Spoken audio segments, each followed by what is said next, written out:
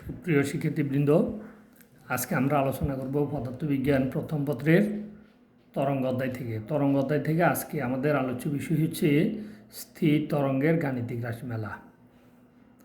এখন আগে আমাদেরকে জানতে হবে স্থির তরঙ্গটা কী। স্থির তরঙ্গটা হচ্ছে, ধরো আমরা বললাম যে এটি হচ্ছে কোনো একটা মাধ্যম, এটি হচ্ছে কোনো একটা মাধ্যমের একটা সীমিত অংশ। কোনো মাধ্যমের এই সীমিত অংশের মধ্যে দুইটা বিপরীত তরঙ্গ, এবং একটা তরঙ্গ এই দিক থেকে এদিকে যদি অগ্রসর হয় এবং এই তরঙ্গটাই যদি আবার এখানে বাধাপ্রাপ্ত হয়ে পুনরায় বিপরীত দিকে ফিরে আসে, তখন আমরা বলতে পারি যে দুইটা বিপরীতমুখী তরঙ্গ। এই দুইটা বিপরীতমুখী তরঙ্গ দেখা একটা আরেকটার উপরে বিভিন্ন বিন্দুতে কী হয়েছে, এটাকে বলা হয় উপরিপাতন। বিভিন্ন বিন্দুতে উপরিপাতিত হয়েছে। উপরিপাতনের ফলে এইখানে নতুন একটা তরঙ্গ তৈরি হয়েছে। এই তরঙ্গটাকে আমরা নাম দিয়েছি কি স্থির তরঙ্গ। তাহলে কোনো মাধ্যমের সীমিত অংশে দুইটি সমান বিস্তার এবং তরঙ্গ দৈর্ঘ্যের অগ্রগামী তরঙ্গটাকে আমরা অগ্রগামী বলছি, স্থির বলছি। এখানেও লেখা আছে দেখো স্থির তরঙ্গ, কিন্তু এখানে আমরা বলছি কি অগ্রগামী তরঙ্গ। তো অগ্রগামী তরঙ্গ কি, কোনো মাধ্যমের মধ্য দিয়ে যে তরঙ্গটা সামনের দিকে অগ্রসর হয় উৎপন্ন হওয়ার পর, ওটাকে আমরা অগ্রগামী তরঙ্গ বলছি। এটা আবার কোনো মাধ্যমের এই এমএন জায়গার মধ্যে, এই জায়গার মধ্যে সে সীমাবদ্ধতা আছে বলে এটাকে আমরা স্থির তরঙ্গ বলছি। তাইলে কোনো মাধ্যমের সীমিত অংশে দুইটি বিপরীতমুখী তরঙ্গ পরস্পর বিপরীত দিকে অগ্রসর হলে, তরঙ্গ দুইটার তরঙ্গ দৈর্ঘ্য এবং বিস্তার একই হলে, তরঙ্গ দুইটার উপরিপাতনের ফলে যে নতুন তরঙ্গ সৃষ্টি হয় তাকে স্থির তরঙ্গ বলে। এই সংজ্ঞাটা আমরা বুঝে ভালো করে মুখস্থ মনে রাখবো। তো সংজ্ঞাটা তোমাদের বইতে আছে, আমি তোমাদেরকে বলছি, তোমরা সংজ্ঞাটা নিজের থেকে লিখে ফেলবা। তাহলে আমরা আবার একটু বলি, মনোযোগ দিয়ে শুরু।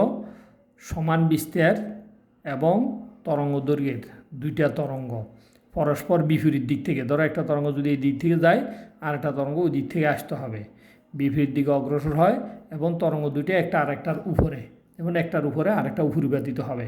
যেমন এই তরঙ্গের উপর এই তরঙ্গটা দেখো এই জায়গাতে উপরিপাতিত হয়েছে, এই তরঙ্গের উপর এই তরঙ্গটা এই জায়গাতে উপরিপাতিত হয়েছে। তার মানে কোথাও না কোথাও তরঙ্গ দুইটা একটা আরেকটার উপরে কী হবে, উপরিপাতিত হবে। উপরিপাতনের ফলে এখানে নতুন একটা তরঙ্গ তৈরি হবে। এই নতুন এই তরঙ্গটাকে আমরা নাম দিচ্ছি স্থির তরঙ্গ।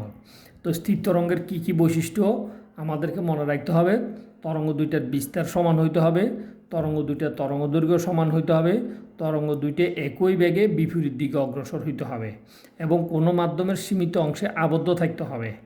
যদি আবদ্ধ থাকে, তরঙ্গ দুইটা একটা আরেকটার উপরে উপরিপাতিত হইতে হবে। উপরিপাতনের ফলে নতুন তরঙ্গ তৈরি হবে, তখন ওই নতুন তরঙ্গটা হচ্ছে কি স্থির তরঙ্গ। তাহলে স্থির তরঙ্গের মধ্যে যে বিন্দুতে কণার বিস্তার সবচেয়ে বেশি, দেখো এখানে কণার বিস্তার সবচেয়ে বেশি, এই জন্য এই বিন্দুটার নাম হচ্ছে সুস্পন্দ বিন্দু। এটা হচ্ছে কি বিন্দু,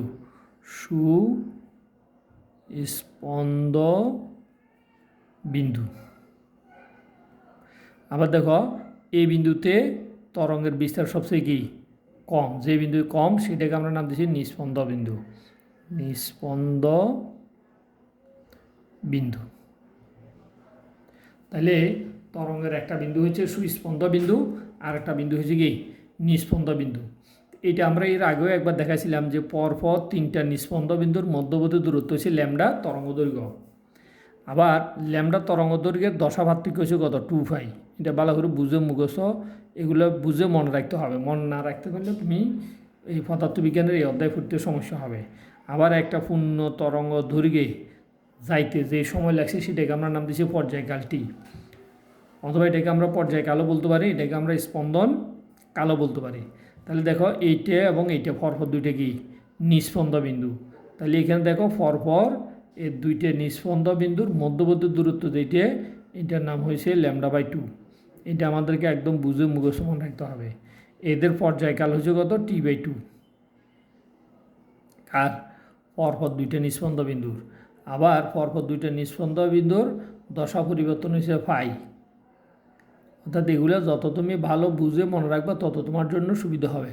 তাহলে পর্যায়কাল হয়েছে কত, T/2। তাহলে পরপর দুইটা নিস্পন্দ বিন্দু, পর্যায়কাল কত, দশা কত, তরঙ্গ দৈর্ঘ্য কত, এটা তোমাকে বুঝে মুখস্থ মনে রাখতে হবে। এখন আমরা বলছিলাম যেহেতু তরঙ্গ দুইটা অগ্রগামী তরঙ্গ, টি সময়ে ধরো যে দুইটা তরঙ্গ আমাদের উৎপন্ন হয়েছে, টি সময় পরে ওই দুইটা তরঙ্গ যদি এই তরঙ্গ ধনুটা যেহেতু একই বেগ, তাহলে এই দিকের থেকে তরঙ্গটা ওই দিকে যে দূরত্ব অতিক্রম করবে ওই দিক থেকেও তরঙ্গটা একই দূরত্ব অতিক্রম করবে। তো এখন আমরা ধরে নিলাম টি সময় পরে সমান বিস্তার তরঙ্গ দৈর্ঘ্যের দুটি তরঙ্গ টি সময় পরে এক দূরত্ব অতিক্রম করে। সমান বিস্তার এ ও তরঙ্গ দৈর্ঘ্য ল্যামডা বিশিষ্ট দুটি তরঙ্গ বিপরীত দিকে, দুটি তরঙ্গ পরস্পর বিপরীত দিকে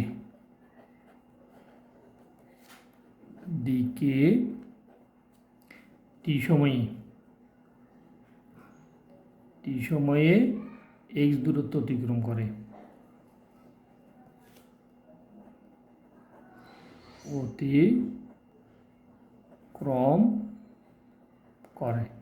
তাহলে সমান বিস্তার তরঙ্গ দৈর্ঘ্যের দুটি তরঙ্গ টি সময়ে যখন x দূরত্ব অতিক্রম করে, তাহলে টি সময়ে তরঙ্গ দুইটা একটা ডান দিকে গেছে।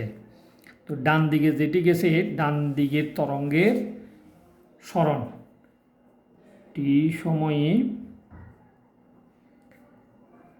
ডান দিকে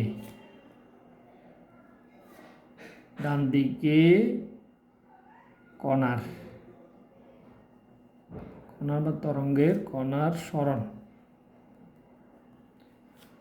ডান দিকে কণার সরণ y1 সমান হচ্ছে a sin a twice by divided by lambda a bt minus x। যেহেতু এই তরঙ্গটা কি ডান দিকে অগ্রসর হচ্ছে, এটাকে আমরা 1 নম্বর সমীকরণ দিলাম। টি সময়ে বাম দিকে কণার সরণ টি সময়ে বাম দিকে কণার সরণ y2 সমান a sin twice by lambda bt plus x। এটাকে দিলাম 2 নম্বর সমীকরণ।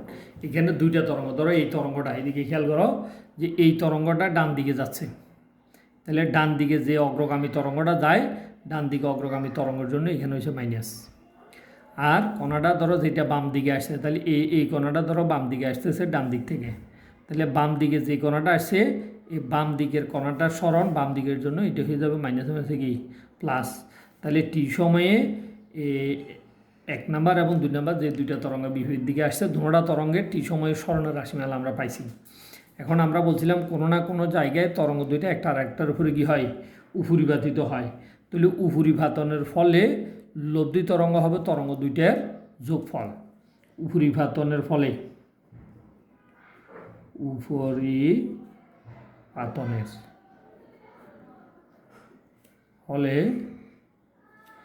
লব্ধি তরঙ্গ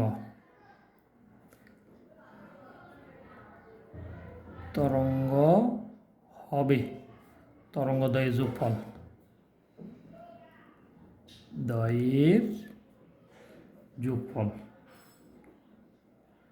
অর্থাৎ দুইটা তরঙ্গ একটা আরেকটার উপরে যখন উপরিপাতিত হবে বা মিলিত হবে তখন লব্ধি তরঙ্গ হবে তরঙ্গদ্বয়ের কি যোগফল।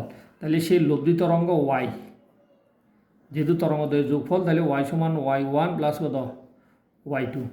তাহলে এবার y1 মান হচ্ছে a sin a twice by divided by lambda a bt minus x plus y2 এর মান হচ্ছে twice by divided by lambda a bt plus x। তাহলে এখন এখান থেকে দেখো এখানে সরি সাইন লেখা হয় না, তাহলে এখানে একটা সাইন আসবে, এ সাইন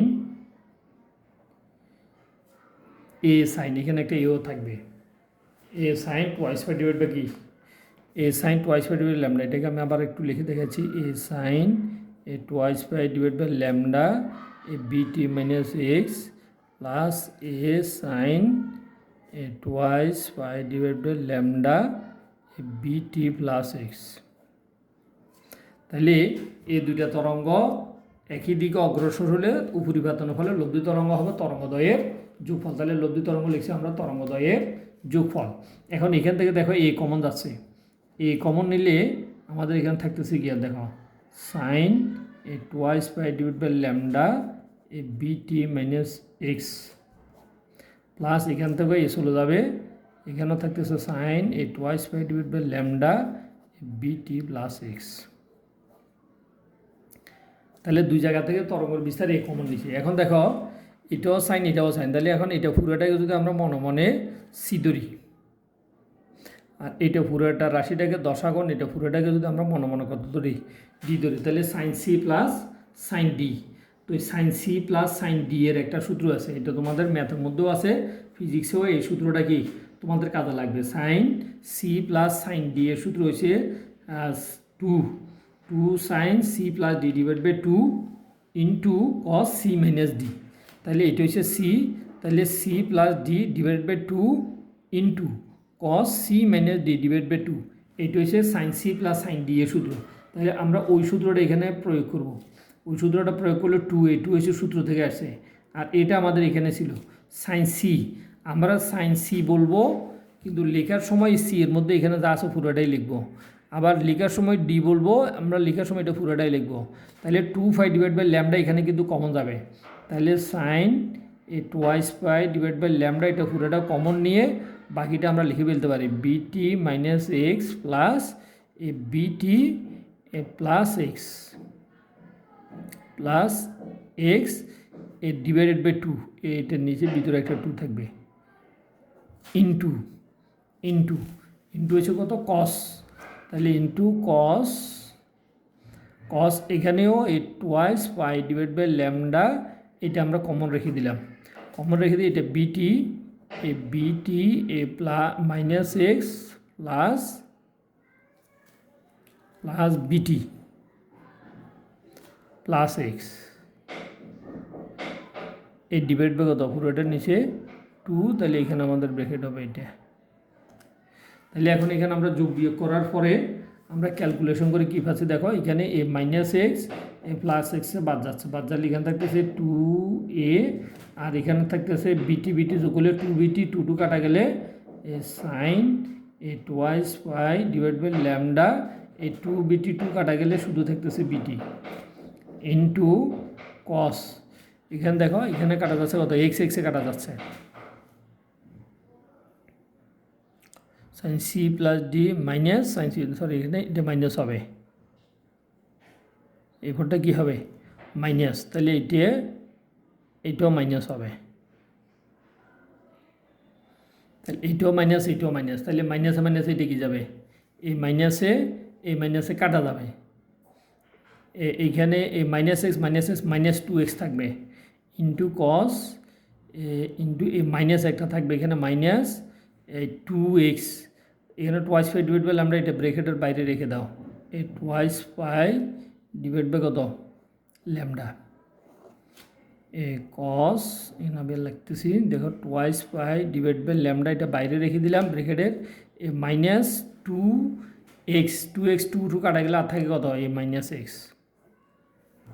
তাহলে এখন কস এটা পুরোটাকে যদি আমরা গুণ করি তাহলে কস মাইনাস থিটা, তো কস মাইনাস থিটা আমরা জানি এটা হচ্ছে কত কস থিটা, তাহলে কস মাইনাস থিটা কস সহ এটা 2a, এইটা পুরোটাকে আমরা যদি নাম দিই লব্ধি তরঙ্গের বিস্তার এ, তাহলে এটাকে আমরা লিখতে পারি a sine A twice pi divide by lambda into কত বিটি। তাহলে এখন এখানে আমরা কী করছি, এখানে আমরা 2a cos a twice pi divide by lambda into x cos minus t সমান কস থিটা, এটা পুরোটাকে আমরা ধরছি লব্ধি তরঙ্গের বিস্তার এ, এটা পুরোটা হচ্ছে কি লব্ধি তরঙ্গের বিস্তার এ। এখন দেখো এটি হচ্ছে আমাদের লব্ধি তরঙ্গের মান, তাহলে a sine twice pi divide by lambda a, তাহলে এটা হচ্ছে লব্ধি তরঙ্গের বিস্তার এ, লব্ধি তরঙ্গের বিস্তার।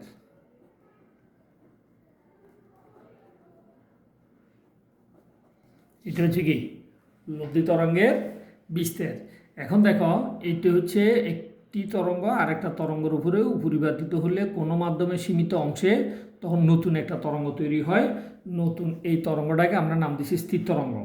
এখন প্রশ্ন হচ্ছে এই তরঙ্গটাকে আমরা কীভাবে স্থির তরঙ্গ বললাম, কারণ এই তরঙ্গের ভিতরে দেখো সাইন টুয়াইস ল্যামডা ভিটি, এই জায়গাতে ভিটি মাইনাস এক্স এই জাতীয় কোনো দশাকোণ নাই।